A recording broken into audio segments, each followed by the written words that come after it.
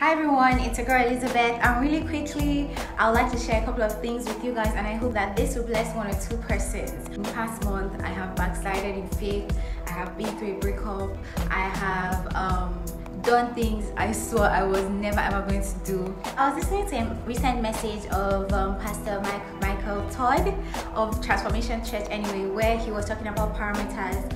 Parameters are protection. Like, when God puts a parameter like do not have premarital sex, he's obviously putting that in place not to punish you as his child, but to like protect you, protect your heart from like heartbreak, protect you from STIs, protect you from like having all these multiple soul ties and things like that. I'd just like to put out a reminder to let you know that parameters are actually for our own protection, and it's not because God doesn't love us enough or he doesn't want us to enjoy the things of the world. It's only because he knows what is best for us. He's trying to protect us from hurt. He's trying to protect us from harming ourselves.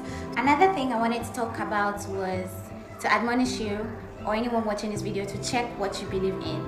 Check what you believe in. For me, I believe that there's heaven and there's earth and there's hellfire. I believe that Jesus Christ wants to prepare a place for us in heaven, and I believe that Jesus Christ is returning again. Now, this gives me hope because this is where my belief lies in. This gives me hope that, oh, there's obviously something better. Now, this past month, I found that most people have different beliefs. Most people believe that, oh, when you die, you just die, like you're not going anywhere. There's no heaven, there's nothing like hellfire, there's nothing like just turn back into soul. People have all these different beliefs, but like for me, this is what I believe in, and this is what gives me hope, and this is what gives me peace at the end of the day. So if you're not experiencing any peace, I'd like to admonish you to check what you believe in. Do not get unplugged. Whatever you do not get unplugged. Unplugged from what, you might ask? Do not get unplugged from your source. God is my source. I went back and did something I had told myself I would never ever do. I did fail there, and it took a while for me to be able to forgive myself and accept God's forgiveness.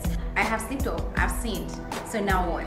Some people have a hard time actually accepting God's forgiveness. I know because I used to be that way.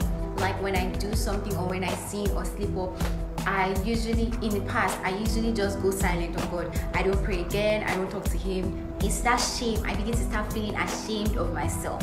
And that is exactly where the enemy wants you to be. The devil wants you to feel ashamed. So then he cuts communication between you and God, and then leaves you vulnerable to your thoughts, to negative thoughts, and then from then on it's just like a spiral down of negativity. It's the truth. God has already forgiven you for anything and everything that you might have done. Just always have that at the back of your mind. I also want to share that it's really paramount that you surround yourself with like-minded people as you grow in faith.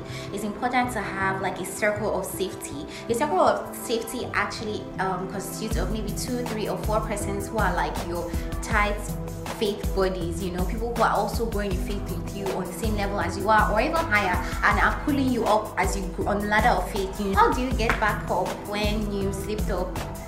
Getting back up just requires you not giving up on yourself, forgiving yourself, accepting God's forgiveness, and not severing that line of communication between you and God. So the lessons I've learned are: just make sure that you stay plugged, stay connected to God. The next lesson I learned was do not step out of God's parameters. Parameters are protections from God. The reason he put those things in place, and it's definitely for our protection, is because our Heavenly Father loves us so much and he doesn't want to see us get hurt. Another lesson I learned, I always used to say it, if you cannot keep God first place while you have it, then it doesn't have any place in your life. Then you don't need it. If you cannot have a relationship and still have God as first place in your life, you would never enjoy peace. There's no way you have peace in such a relationship. So for me, I learned that if I can't have God in it, if I can't keep God first place in it, if I can't glorify God through it, then it's definitely not worth it. So I hope you've been blessed with this video of mine and the few things I've shared with you guys. There's really no topic to this video. I just wanted to let you guys know that I'm back now and just share my experiences with you guys, and I hope that this has blessed 1 or 2 persons. God first place. Like, there's nothing that can replace his love. There's nothing that should replace him. And hold on to prayer. Prayer is like communication with God, and it's something you definitely do not need to put at the back burner. And yeah, so just be blessed guys, and have an awesome